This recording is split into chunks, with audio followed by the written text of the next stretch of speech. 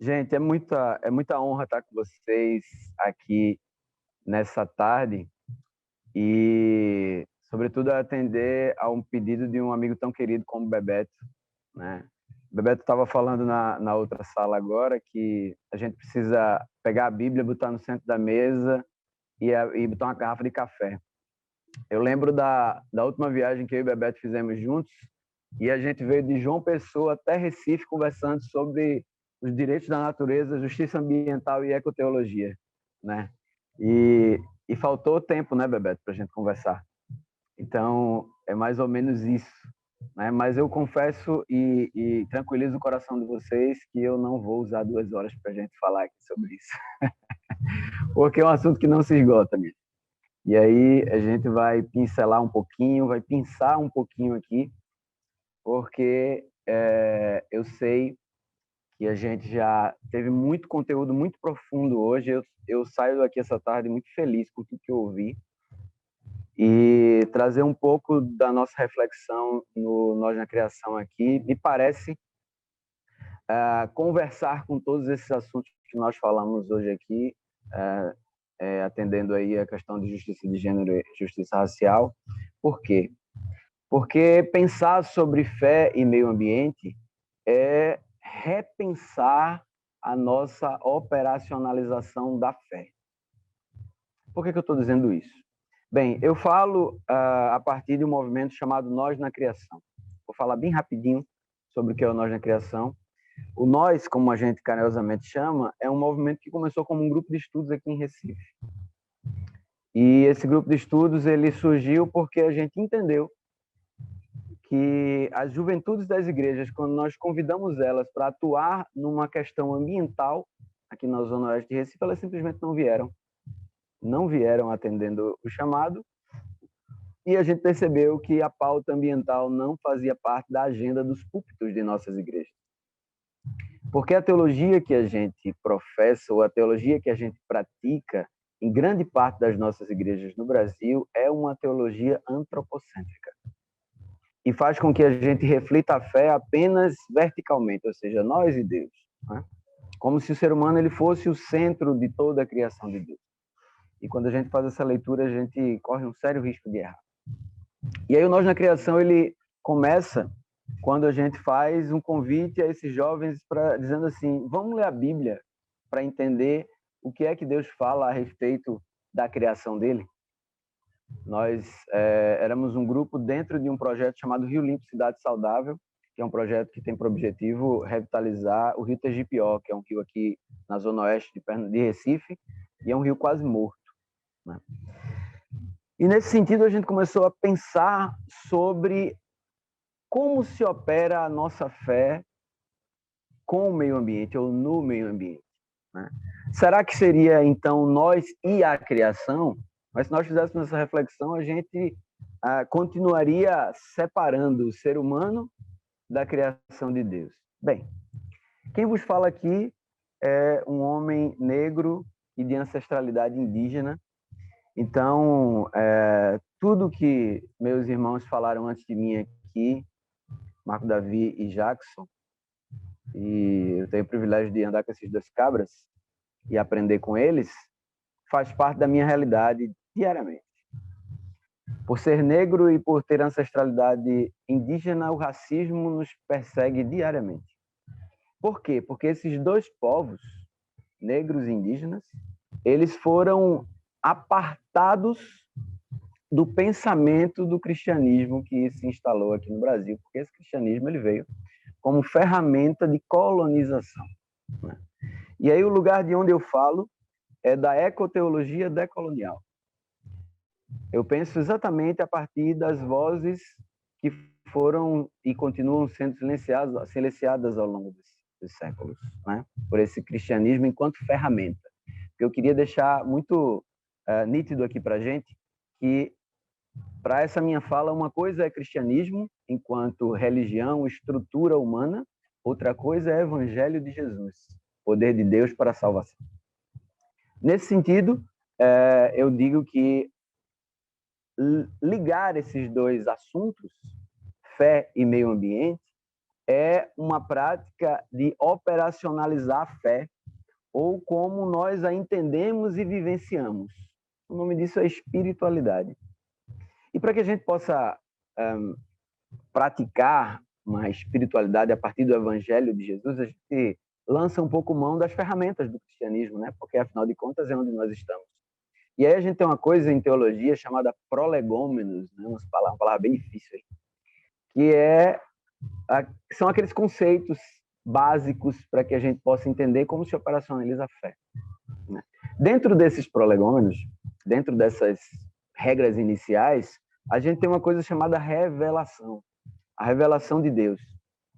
E por muito tempo, esse cristianismo, enquanto estrutura humana, nos trouxe que a revelação de Deus era única e exclusivamente o texto bíblico escrito no papel.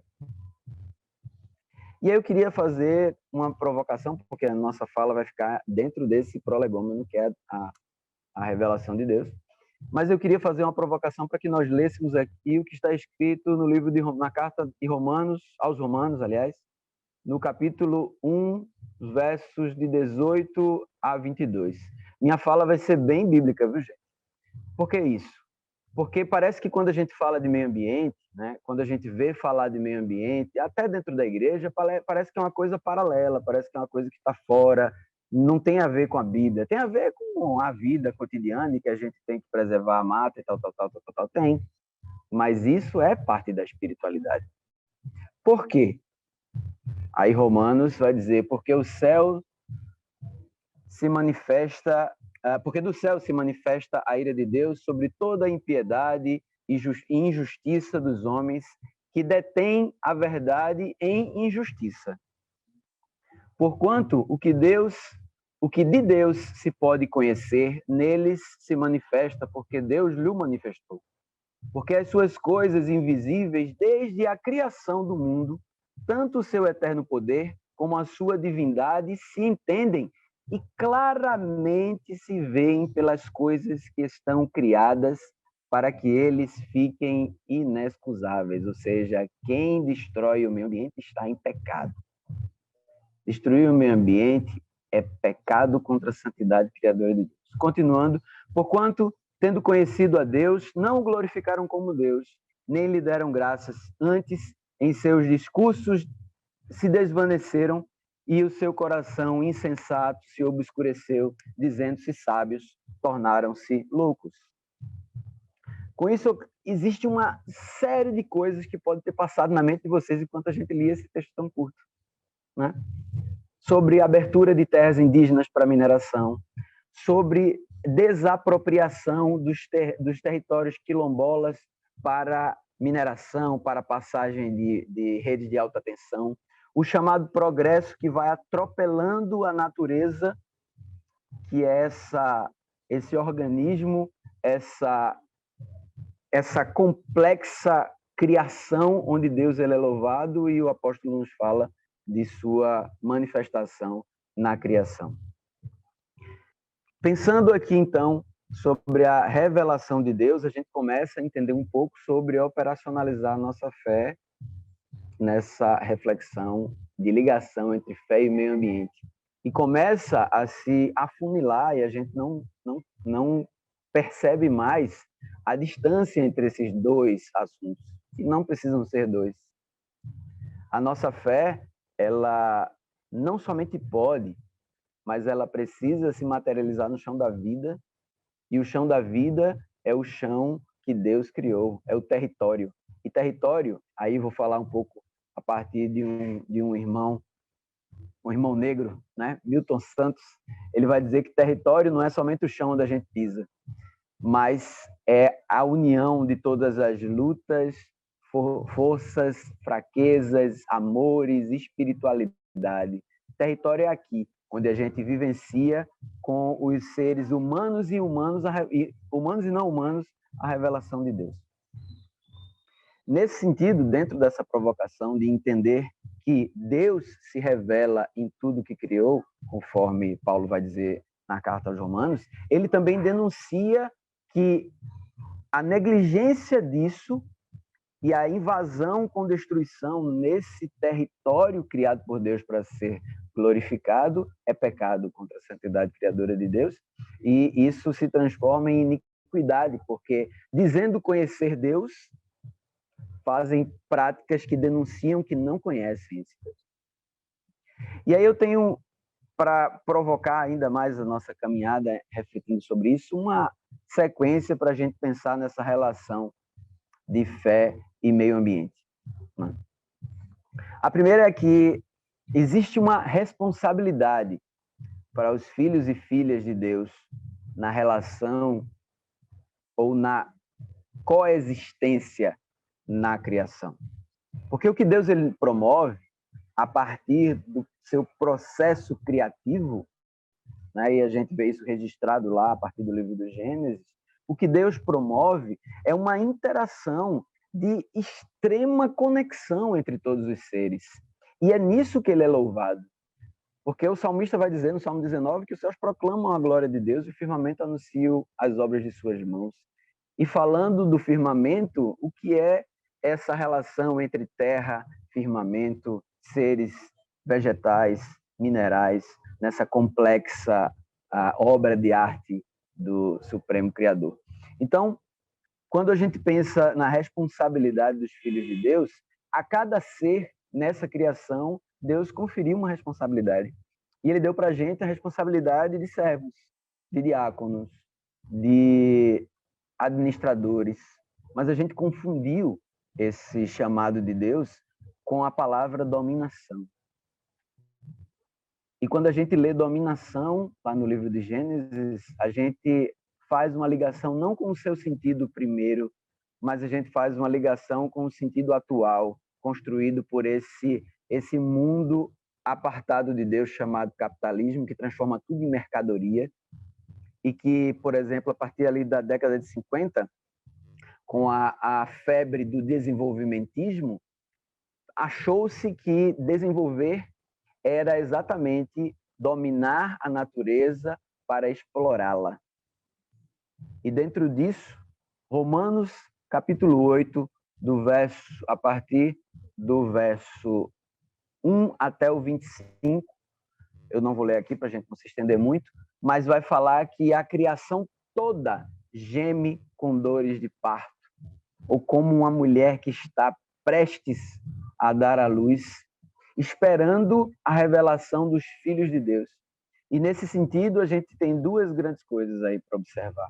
Essas dores, elas não são somente vistas por quem insiste em estudar na minúcia as relações ambientais, mas nós temos visto catástrofes após catástrofes, enchentes, tempestades de areia absurdas que nunca se viu. Desculpa, o telefone tocou. Tempestade de areia que nunca se viu, tsunamis que invadem cidades como um todo. Recife hoje é a 16ª cidade que está em maior risco de sumir nos próximos 50 anos por conta do derretimento das calotas polares pelo aquecimento global. Então, o que é isso senão um gemido absurdo da natureza de Deus, causado pelas dores que nós, seres humanos, temos causado, temos levado ela como natureza a ser vítima. Então, na carta aos Romanos, Paulo insiste em dizer que nós temos uma responsabilidade profunda com as dores causadas à natureza, desde lá a queda, e continuamos causando, porque quando a gente acha que o nosso consumo é mais importante do que a consciência de uma coexistência harmônica na criação de Deus, nós continuamos explorando essa natureza. Uma segunda provocação, ou um segundo ponto nessa sequência para a nossa reflexão sobre fé e meio ambiente, é que existe um plano de salvação construído pelo próprio Deus e que esse plano não tem por objetivo somente o ser humano. E foi aquilo que a gente aprendeu desde sempre, né? Eu ouvia Marco Davi falar aí que desde muito novo ele escuta as músicas que falam de um Deus branco, que quer que a gente fique branco. Só que eu também, Marco, olhava para o espelho e me via preto. E aquela pulseirinha do plano da salvação, que o pecado era preto. E eu olhava para ela e olhava para minha pele juntas ali e fazia, como assim? Eu vou ter que mudar de pele para poder ser aceito por Deus? Do mesmo jeito, a gente precisa entender que Deus ele não constrói a sua criação para destruí-la no final. Ao contrário disso, ele vai dizer, através de Paulo, na segunda carta aos Coríntios, capítulo 5, desculpe, pulei, na carta de Paulo aos Colossenses, no capítulo 1, dos versos 15 a 20, ele vai dizer o seguinte, falando de Deus, né? Falando de Jesus, o qual é a imagem do Deus invisível, o primogênito de toda a criação, porque nele foram criadas todas as coisas que há nos céus, na terra, visíveis e invisíveis, sejam tronos, sejam dominações, sejam principados, sejam potestades, tudo foi criado por ele e para ele. E ele é antes de todas as coisas e todas as coisas subsistem nele. A criação está sustentada em Deus, em Jesus. Não adianta a gente pensar no versículo 16 como sendo apenas potestades, tronos no campo espiritual. Não. A gente tem os reinos animais, os reinos das bactérias, a gente tem os reinos aqui estabelecidos. Continuando. E ele é a cabeça do corpo da igreja, e o princípio e o primogênito dentre os mortos, para que em tudo tenha preeminência, porque foi do agrado do Pai que toda a plenitude nele habitasse, e que, havendo por ele feito a paz pelo sangue da sua cruz, por meio dele reconciliasse consigo todas as coisas, não todas as pessoas, todas as coisas, tanto as que estão na terra quanto as que estão nos céus. Dessa forma, a gente vê Paulo nos orientando no que hoje a gente chama de ecoteologia, porque a ecoteologia, inclusive, ela seria desnecessária se a teologia fizesse o papel de refletir sobre a relação de Deus com toda a sua criação. Mas é uma pena que, em todo o tempo que eu tenho de estudos teológicos, se eu vi uma página falando sobre teologia da criação, inclusive, foi muita coisa. E aí Paulo começa a nos encaminhar para o que a gente entende por ecoteologia, ou uma reflexão a partir do chão, onde o reino de Deus ele começa, porque Jesus ele encarna na criação e se estende para a eternidade, porque esse mesmo Jesus ressuscita e vai para a eternidade, e nos leva ao terceiro ponto, e último dessa nossa reflexão rapidinha de hoje, que é um convite para que nós possamos atuar na missão que é de Deus, mas que ele nos convida a trilhar com ele, que é a missão da reconciliação. Paulo ele começa falando aqui, ele vai repetir isso lá em 2 Coríntios, capítulo 5, dos versos 18 a 20. E ele vai dizer assim: e tudo isso provém de Deus, que nos reconciliou consigo mesmo por Jesus, e nos deu o ministério da reconciliação. Ou seja, Deus estava em Cristo reconciliando consigo o mundo, não lhes imputando seus pecados, e pôs em nós a palavra da reconciliação, de sorte que nós somos embaixadores da parte de Cristo, como se Deus por nós rogasse. Rogamo-vos, pois, da parte de Cristo, que vos reconcilieis com Deus. Mas prestem atenção, irmãs e irmãos, que nesse versículo 20, quando ele fala o mundo, ele não está falando as pessoas, porque o grego que Paulo utiliza para escrever esse texto aqui, para a palavra mundo, ele utiliza a palavra cosmos. E cosmos significa também oikomene, ou seja, tudo o criado por Deus. Dessa forma, a minha provocação nesse finalzinho de tarde, para o começo de noite, aqui em Recife já escureceu, eu estou aqui embaixo da árvore, é um convite para que a gente se sinta provocado, se sinta inquietado, inquietada na nossa vivência da espiritualidade, para entender que Deus ele nos chama a um ministério de reconciliação, onde ele quer refazer sua ligação com toda a criação, que hoje geme por conta daqueles que a violentaram, e esses somos nós, que essas somos nós, mas que em Jesus ele estava reconciliando consigo todas as coisas.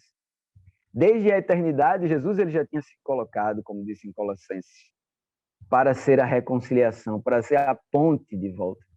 Então, além de justiça de gênero, além de justiça racial, é urgente que a igreja entenda que a sua voz profética precisa clamar por justiça ambiental, porque todos e todas nós vivemos as nossas lutas de gênero, vivemos as nossas lutas raciais no meio ambiente e na criação de Deus. Se o nosso pensamento ele não for integral, se o nosso pensamento não entender a complexidade da criação de Deus, nós estaremos vivendo uma espiritualidade que precisa se aprofundar mais, que precisa sair da superfície, que precisa ir mais para dentro do que Deus ele tem nos chamado a vivenciar na sua missão. Eu vou parar por aqui. Espero que eu possa ter contribuído na reflexão da nossa caminhada. Quero colocar o Nós na Criação à disposição e a ecoteologia decolonial também, para que a gente consiga caminhar mais e viver em novidade de vida, como é o convite também do apóstolo Paulo. Eu falei muito de Paulo hoje, né, gente? Agora que eu estou vendo. Mas é isso, né? Podia ter falado de Pedro também, na segunda carta de Pedro, né? Ele fala sobre renovação e a gente confunde muito, mas isso deixa para uma outra ocasião.